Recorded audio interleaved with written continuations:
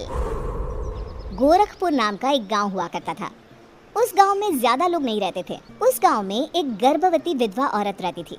उस औरत का नाम कमला था। कमला अपने घर में अकेली रहती थी। उसके पति की सारी जायदाद उसके नाम हो गई थी, पर सभी गांव वाले उस औरत को मनहूस औरत समझा करते थे और सभी उससे नफरत किया करते थे।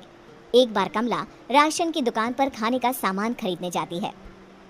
भैया जी, जरा 1 किलो दाल चावल देना। अरे हाय हाय हाय हाय हाय, अरे मनहूस औरत, मेरी दुकान में अपशुगन करवाने आ गई क्या है? चल जा यहाँ से, मैं कुछ नहीं देने वाला तुझे। भाग भाग यहाँ से, चल जा निकल। भैया जी ऐसा मत कहिए, मैं गर्भवती हूँ, मुझे खाने की बहुत जरूरत है, मुझे खाना दे दीजिए।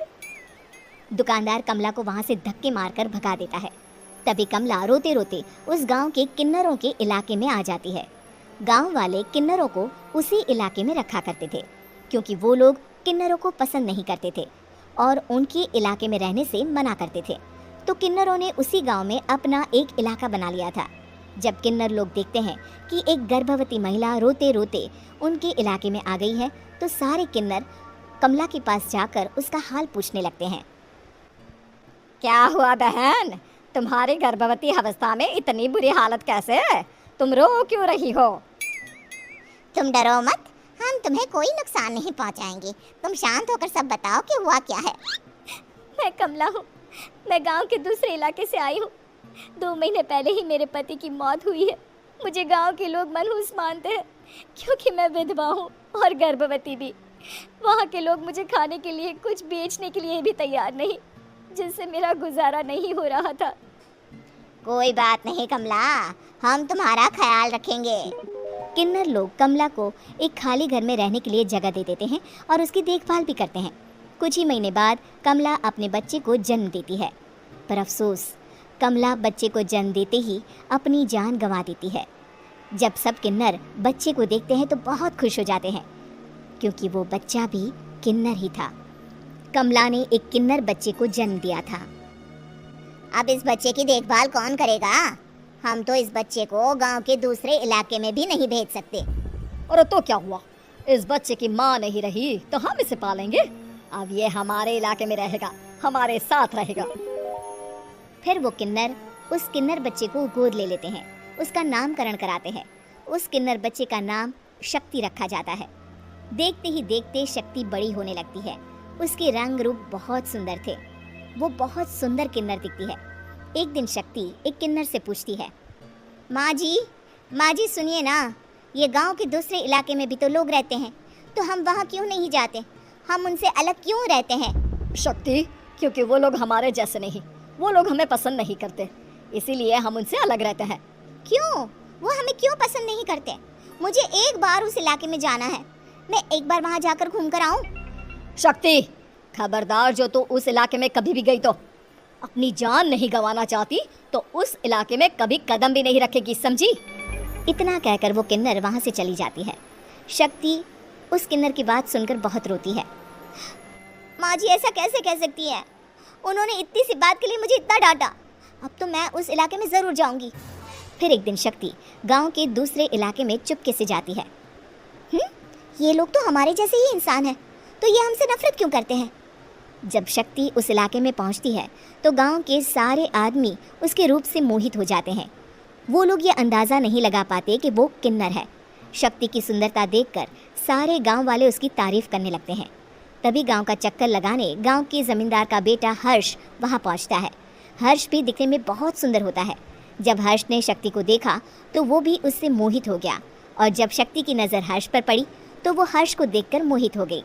आपको पहले कभी इस गांव में देखा नहीं। इस गांव में आप नए हैं क्या? जी नहीं, वो मैं बस। तभी शक्ति बोलते बोलते रुक जाती है और मन में सोचने लगती है, अगर मैंने इनको बता दिया कि मैं दूसरे इलाके से आई हूँ तो वो समझ जाएंगे कि मैं किन्नर हूँ, इसलिए मुझे इनसे झूठ ही बोलना पड़ेगा। शक्ति हर्ष को कहती है, जी हाँ, मैं इस गांव में नई आई हूँ, यहाँ अकेली रहती हूँ। वैसे आप कौन है? आप भी इसी गांव में रहते हैं? जी हाँ, मैं इस गांव के जमींदार का बेटा हूँ। आपको किसी भी चीज की जरूरत पड़े तो आप मुझे बता देना, मुझे अच्छा लगेगा। ऐसे ही शक्ति और हर्ष एक दूसरे से रोज मिलने लगते। वो दोनों अपने प्यार का इजहार करने एक दूसरे से मिलने जाते हैं। तभी शक्ति का पीछा करते करते एक किन्नर वहां आ जाती है। शक्ति, शक्ति, मैं तुमसे बहुत प्यार करता हूँ। मैं तुमसे शादी करना चाहता हूँ। क्या तुम मुझसे शादी करोगी? हाँ हर्ष, मैं तुमसे शादी करूंगी, पर मैं तुमको अपने बारे में एक सच्चाई बताना चाहती हूँ जो मैंने तुमसे छुपा कर रखी है। तभी उनके बीच में ही वो किन्नर आ जाती है। शक्ति, तेरी हिम्मत कैसे हुई ऐसा करने की? वो किन्नर शक्ति को खींचकर गांव के जमींदार के पास ले जाती है। हर्ष भी वहां शक्ति को बचाने के लिए पहुंच जाता है। जमींदार शक्ति और हर्ष के प्यार के बारे में सुनकर गुस्से में आ जाता है और शक्ति को गांव के बाहर निकालने की सजा देता है। शक्ति ये बात सहन नहीं कर पाती और कुएं में कूदकर अपनी जान दे देती है। जमींदार हर्ष की शादी गांव की एक लड़की से करवा देता है, पर हर्ष इस शादी से खुश नहीं होता। शक्ति अपना बदला लेने के लिए मरने के बाद किन्नर चुड़ैल बन जाती है। अब मैं इन गांव वालों को नहीं छोड़ूंगी, अब इनसे मैं अपने प्यार का बदला लूंगी। किन्नर चुड़ैल गांव वालों को परेशान करना शुरू कर देती है। एक बार वो रात को गांव के खेतों में पहुंच जाती है और वहां आग लगा देती है। सारी फसल जल के राख हो जाती है। जब एक आदमी रात को उठकर देखता है कि खेत में आग लग गई है तो वो वहां पहुंच जाता है। वो देखता है कि खेतों के बीचों बीच एक किन्नर चुड़ैल खड़ी है और वहां खड़े होकर ताली बजा रही है। गांव वाला किन्नर चुड़ैल को देखकर बेहोश हो जाता है। जब सुबह उस आदमी को होश आता है तो वो सीधा जमींदार के पास जाता है। अरे जमींदार साहब, अरे वो किन्नर चुड़ैल ने मेरी सारी फसल जला दी। अब मैं क्या करूंगा? क्या होगा मेरा?